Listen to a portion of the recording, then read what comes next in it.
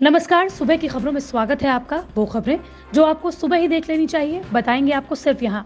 Allahabad high court ने की सख्त टिप्पणी, ऑक्सीजन के अभाव में मरीजों की मौत किसी नरसंहार से कम नहीं।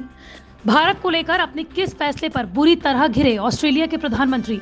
दीपिका पादुकोण को हुआ कोरोना, पिता प्रकाश पादुकोण पॉजिटिव होने के बाद अस्पताल में एडमिट। उत्तर प्रदेश पंचायत चुनाव में समाजवादी पार्टी का डंका, सपा समर्थित उम्मीदवारों ने बीजेपी को पीछे छोड़ा। और रद्द नहीं हुआ है आईपीएल, बीसीसीआई उपाध्यक्ष राजीव शुक्ला ने बताया कब होंगे बचे हुए मैच। देश में कोरोना का संक्रमण बढ़ता जा रहा है। हर दिन 3.5 लाख से ज्यादा नए मामले रिकॉर्ड किए जा रहे हैं। इसी बीच ऑक्सीजन के अभाव में मरीजों की मौत पर इलाहाबाद हाई कोर्ट ने सख्त टिप्पणी की है। कोरोना संकट के बीच जनहित याचिका पर सुनवाई के दौरान हाई कोर्ट ने अस्पतालों में ऑक्सीजन की आपूर्ति न होने और इससे हो रही मौतों को नरसंहार की तरह बताया। कोर्ट ने कहा, अस्पतालों में ऑक्सीजन की आपूर्ति न होने से कोविड मरीजों की मौत आपराधिक कृत्य जैसा है। कोविड मरीजों की मौत उनके लिए किसी नरसंहार से कम नहीं, जिन्हें लिक्विड मेडिकल ऑक्सीजन की आपूर्ति सुनिश्चित करने का काम सौंपा गया है। जस्टिस सिद्धार्थ वर्मा और जस्टिस अजीत कुमार की डिवीजन बेंच ने मामले की सुनवाई के दौरान ये सख्त टिप्पणी की।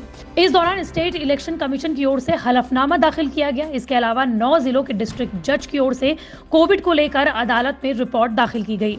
Additional advocate general Manish Goyal ने कोर्ट से 2 दिन की मोहलत मांगी है। 27 अप्रैल को पिछली सुनवाई के आदेश के पालन के लिए समय मांगा गया है। आपको बता दें कि पूरे देश भर में पिछले 24 घंटों में 3,82,000 से ज्यादा नए मामले कोरोना के सामने आए हैं और 3,783 लोगों ने अपनी कोरोना की वजह से जान दे दी है। भारत से अपने वतन लौटने की कोशिश करने वाले ऑस्ट्रेलियाई नागरिकों पर रोक लगाने और जेल की सजा, जुर्माने का प्रावधान करने वाले ऑस्ट्रेलिया के प्रधानमंत्री स्कॉट मॉरिसन के फैसले को लेकर विवाद छिड़ गया है। ऑस्ट्रेलिया में विपक्ष के नेता एंथनी अल्बानी ने अपने देश के लोगों को भारत में छोड़ने और वापस आने पर जुर्माना और जेल की सजा देने के लिए प्रधानमंत्री की आलोचना की है। असल में ऑस्ट्रेलिया की सरकार ने इतिहास में पहली बार अपने उन नागरिकों के देश लौटने पर हाल ही में रोक लगा दी है जिन्होंने ऑस्ट्रेलिया वापस आने से पहले भारत में 14 दिन बताए हैं। सरकार ने चेतावनी दी है कि ऐसे लोगों पर मुकदमा चलाया जाएगा और 5 साल तक की जेल की सजा या 66,000 ऑस्ट्रेलियाई डॉलर का जुर्माना लगाया जाएगा। इस फैसले को लेकर जहां कमेंटेटर के तौर पर भारत में आईपीएल में हिस्सा लेने वाले माइकल स्टेलर ने ऑस्ट्रेलिया के प्रधानमंत्री स्कॉट मॉरिसन को आड़े हाथों लिया है, तो वहीं ऑस्ट्रेलिया में पीएम के इस फैसले को कुछ वकील कोर्ट में चुनौती दे सकते हैं। आपको बता दें कि द गार्जियन की रिपोर्ट के मुताबिक भारत में करीब 9,000 ऑस्ट्रेलियाई नागरिक फंसे हुए हैं। भारत में कोरोना की दूसरी लहर के चलते स्थिति बद से बदतर हो गई है। भारत में अब तक कोरोना की चपेट में आने से 2 लाख से ज्यादा लोगों की मौत हो चुकी है। कोरोना की विकट स्थिति को देखकर ऑस्ट्रेलिया के लोग बेहद चिंतित हैं, जिनके परिवार के सदस्य इस वक्त भारत में फंसे हुए हैं। कोरोना वायरस की दूसरी लहर थमने का नाम नहीं ले रही। तमाम पाबंदियों के बाद भी कोरोना वायरस ने कोहराम मचा के रखा हुआ है। कुछ समय पहले ही दीपिका पादुकोण के पिता और पूर्व भारतीय बैडमिंटन प्लेयर प्रकाश पादुकोण के कोरोना संक्रमित होने की खबर सामने आई थी। अब खुद दीपिका पादुकोण भी कोरोना संक्रमित हो गई हैं। एक्ट्रेस की रिपोर्ट पॉजिटिव आ गई है। दीपिका के पिता पिछले हफ्ते भर से कोरोना से संक्रमित हैं और हाल ही में तबीयत बिगड़ने के बाद उन्हें अस्पताल में एडमिट करवाया गया है। रिपोर्ट्स की माने तो प्रकाश खतरे से बाहर है और रिकवर हो रहे हैं। साथ ही अगर सब कुछ ठीक चलता है तो उन्हें 2-3 दिनों में अस्पताल से छुट्टी भी मिल जाएगी।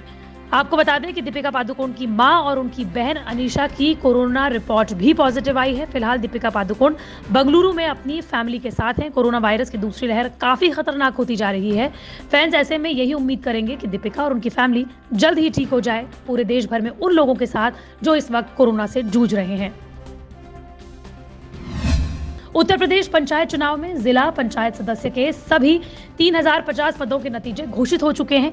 इन चुनावों में सभी पार्टियों ने समर्थित उम्मीदवार उतारे थे और इसी हिसाब से पंचायत में पार्टियों की जीत हार तय हुई है। वैसे तो किसी भी पार्टी को इस चुनाव में बहुमत नहीं मिला, लेकिन आंकड़ों को देखें तो अकेले समाजवादी पार्टी समर्थित उम्मीदवारों को 747 सीटों पर जीत मिली है। वहीं बीजेपी समर्थित प्रत्याशियों को 690 सीटों पर जीत मिली है। बहुजन समाजवादी पार्टी के सपोर्ट से 381 सीटों पर उम्मीदवारों ने जीत दर्ज की। वहीं कांग्रेस 76 सीटों पर जीत दर्ज कराने में कामयाब हुई है। 9 अप्रैल से शुरू हुए इंडियन प्रीमियर लीग के इस सीजन में 29 मैच खेले जा चुके हैं। टूर्नामेंट के 31 मैच अभी बाकी हैं और ऐसे में सवाल बाकी बचे हुए मैच कब खेले जाएंगे, इसका जवाब बीसीसीआई के उपाध्यक्ष राजीव शुक्ला ने दिया है। आपको बता दें कि भारत में जिस तरीके से कोरोना के मामले लगातार बढ़ रहे हैं, उसे देखते हुए आईपीएल को कुछ समय पहले निलंबित कर दिया गया था। अब बीसीसीआई के उपाध्यक्ष राजीव शुक्ला ने स्टार स्पोर्ट्स से बातचीत करते हुए बताया कि मैं एक बात को स्पष्ट कहना चाहता हूं कि आईपीएल को रद्द नहीं किया गया है, इसे टाला गया है। आईपीएल 14 के बचे हुए मैच होंगे। जब कोविड की स्थिति में सुधार होगा तो इसके बारे में निर्णय लिया जाएगा।